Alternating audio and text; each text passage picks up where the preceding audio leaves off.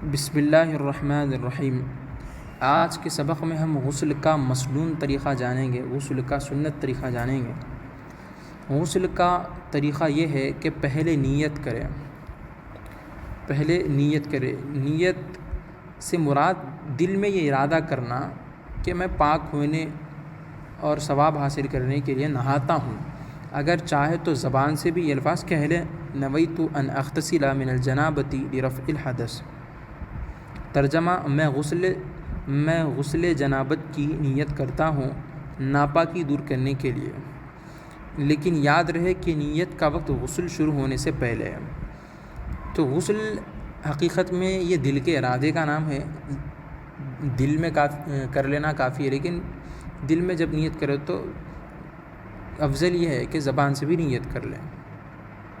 تو غسل کا طریقہ کیا ہے؟ پہلے نیت کر لینا، اور غسل کی نیت جو زبان سے ہم کو پڑھنی وہ کیا ہے؟ نویت ان اغتسل من الجنابۃ لرفع الحدث۔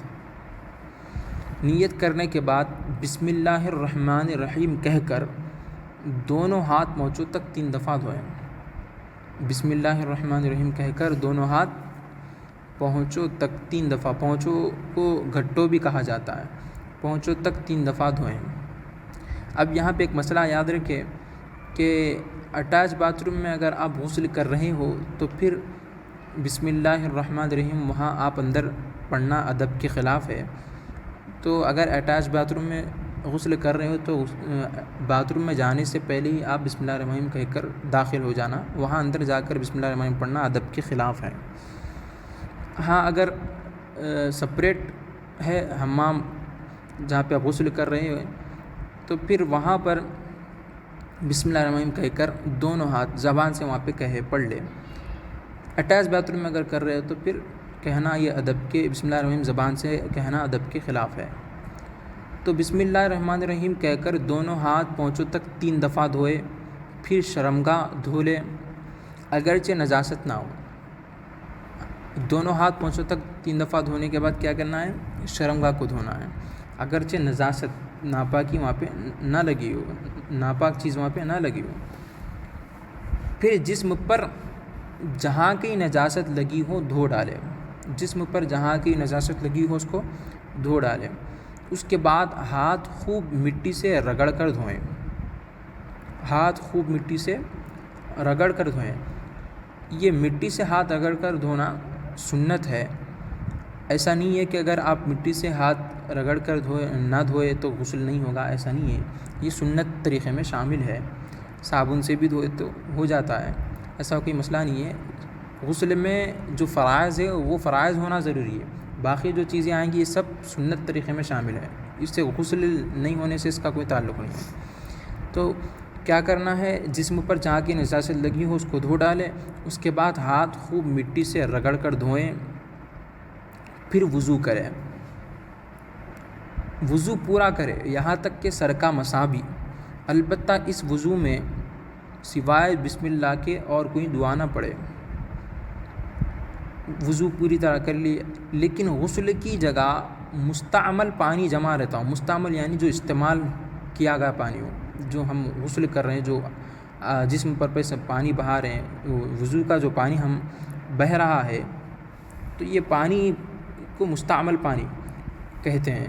لیکن غسل کی جگہ مستعمل پانی جمع رہتا ہو، یعنی پانی وہیں پہ جمع رہ رہا ہے تو پیر نہ دھوئے، غسل کے بعد دوسری جگہ ہٹ کر دھوئے۔ ہاں، کسی تختے یا چوکی وغیرہ پر نہائے تو اس وقت پیر بھی دھو لیں۔ وضو ہو گیا۔ اب وضو کے بعد سر کے بالوں کو تر کر کے پہلے سر پر پانی ڈالیں۔ وضو کے بعد سر کے بالوں کو تر کر کے سر پر پانی ڈالیں۔ اس طرح کے بالوں میں انگلیاں ڈال کر 3 مرتبہ سر کا خلال کرے، پہلے دائیں جانب پھر بائیں جانب۔ تو کیا کرنا ہے؟ پہلے وضو کے بعد سر کے بالوں کو تر کر کے پانی پہلے سر پر ڈالے، پھر داہنے مونڈے پر پانی ڈالے، پھر بائیں مونڈے پر، اس قدر کے سارا جسم تر ہو کر پانی ٹپکنے لگے اور بال برابر جگہ بھی خشک نہ رہنے پائیں، اور تمام جسم کو ہاتھوں سے ملے۔ یہ 1 مرتبہ پانی تمام جسم پر پہنچ گیا، 1 مرتبہ تو ہو گیا۔ پھر اسی طرح اور دو بار پانی سر اور مونڈوں پر ڈالے. اسی طرح پھر دو بار پانی سر اور مونڈوں پر ڈالے تاکہ 3 مرتبہ تمام جسم پر پانی پہنچ جائے، جو مسنون ہے، سنت طریقہ ہے. بس غسل ہو گیا. غسل کے بعد مقام غسل سے ہٹ کر، یعنی غسل جہاں پہ کر رہے اس جگہ سے ہٹ کر، اگر پہلے پیر نہ دھوئے ہو تو دھو لے، اور کسی خشک اور پاک کپڑے سے جسم کو ڈھانک لے اور صاف کر لے. یہ ہے غسل کا طریقہ.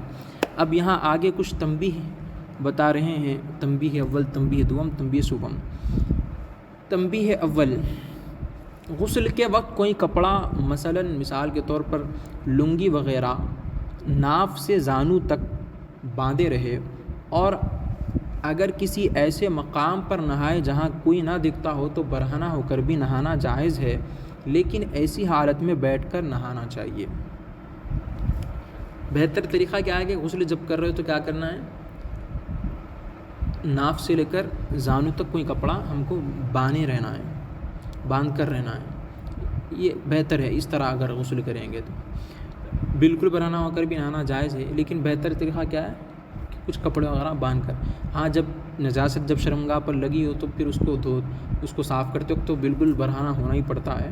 جب وہ صاف کر لے، وہ جگہ صاف ہو گئی، پھر اس کے بعد کپڑا باندھ کر پھر آگے کا غسل کر لیں. تنبیہ دوم، غسل بغیر وضو کیے بھی ہو جاتا ہے. وضو کرنا غسل سے پہلے سنت ہے، فرض نہیں ہے. بغیر وضو کیے بھی غسل ہو جاتا ہے، بشرط ہے کہ اس کے تینوں فرض کلی کرنا، ناک میں پانی لینا، تمام جسم پر پانی پہنچانا، یہ ادا کیے جائے. کیا کہہ رہے ہیں یہاں پہ؟ بغیر وضو کیے بھی غسل ہو جاتا ہے. شرط کیا ہے کہ کلی کرنا، ناک میں پانی ڈالنا اور تمام جسم پر پانی بہانا، یعنی یہ فرائض ہونا وہاں پہ ضروری ہے، فرض چیزیں ہونا ضروری ہے تو غسل ہوتا ہے. اور اگر صرف وضو کر کے جسم پر پانی بہایا جائے تو اول الذکر دونوں فرض بھی وضو کے ضمن میں ادا ہو جائیں گے. یعنی آپ وضو کیے، اس کے بعد کیا کریں، جسم پر پانی بہا ڈالیں، تو اب کہیں گے کہ ارے میں کلی تو نہیں کیا، ناک میں پانی تو نہیں چڑھایا، جو کہ غسل میں کرنا فرض ہے. تو وہی کہہ رہے ہیں کہ بھئی آپ جو وضو کیے ہیں اس میں آپ نے کلی بھی کر لی ہے اور ناک میں پانی بھی ڈال لیا ہے، تو وضو کے ضمن میں یہ 2 چیزیں تو آپ کی ہو گئی ہے. اب آپ باقی کیا ہے، جسم پر پانی بہانا، تو اب اس طرح بھی ہو جائے گا غسل. تنبیہ سوم، بعض لوگ پہلے جسم کو دھلا کر اور مل ملا کر غسل ختم ہونے کے قریب وضو کرتے ہیں، اور اس کے بعد عربی عبارت جس کو غسل کی نیت کہتے ہیں پڑھتے ہوئے یا پانی پر دم کر کے سر اور مونڈوں پر 3 لوٹے پانی ڈال لیتے ہیں اور سمجھتے ہیں کہ بغیر اس خاص صورت کے غسل نہیں ہوتا. یہاں تک کہ بعض عورتیں جن کو غسل کی نیت نہیں آتی وہ دوسروں سے پانی دم کرا کے اس پانی کو بطریق بھی استعمال کرتی ہیں. یہ فضول اور بے اصل بات ہے، کیونکہ اس میں زیادہ سے زیادہ ایک چیز ہے نیت، لیکن وہ غسل میں مستحب ہے جس کے ترک سے کچھ نقصان نہیں ہے، غسل برابر ہوتا ہے. تو غسل میں بڑی چیز فرض امور کا پورا کرنا ہے، یعنی کلی کرنا، ناک میں پانی لینا اور تمام جسم پر پانی بہانا. اگر ان میں فرق آئے اور بال برابر بھی جسم خشک رہ جائے تو پھر ہرگز غسل نہ اترے گا. 1000 دفعہ نیت پڑھی جائے اور کئی 3 لوٹے پانی بہا لیں، کچھ فائدہ نہ ہوگا، ناپاک کا ناپاک رہ جائے گا. تو یہ تھا غسل کا طریقہ جو آج کے درس میں ہم نے جانا ہے. یہ درس میں جو غسل کا طریقہ بتایا گیا ہے یہ سنت طریقہ ہے. یہ کون سا طریقہ ہے؟ سنت طریقہ ہے. سنت طریقے کا غسل یہ ہے. اب اس میں فرائض کیا ہے وہ ہم پہلے ہی یہ درس جو ہے پڑھ چکے ہیں. فرائض تو 3 ہی ہے، کلی کرنا، ناک میں پانی چڑھانا اور تمام جسم پر پانی بہانا. یہ 3 چیزیں بڑی امپورٹنٹ ہے. اگر ان میں ذرا بھی فرق آ گیا، بال برابر جگہ بھی خشک رہ گئی تو پھر غسل نہیں ہوگا. اب باقی جو چیزیں بتائی گئی یہ غسل کا سنت طریقہ ہے. جیسے شروع میں ہم نے پڑھا کہ خوب مٹی سے ہاتھ رگڑ کر دھونا، یہ سنت طریقہ ہے، کیونکہ اس دور میں صابن نہیں تھا تو اب وہاں مٹی کا استعمال ہوتا تھا. اب صابن ہے تو صابن استعمال کرتے ہیں ہم. تو بہرحال اللہ تعالیٰ سے دعا ہے کہ باری تعالیٰ ہم کو دین کی سمجھ عطا فرما اور دین پر عمل کی توفیق عطا فرما. وصلی اللہ تعالیٰ علی خیر خلق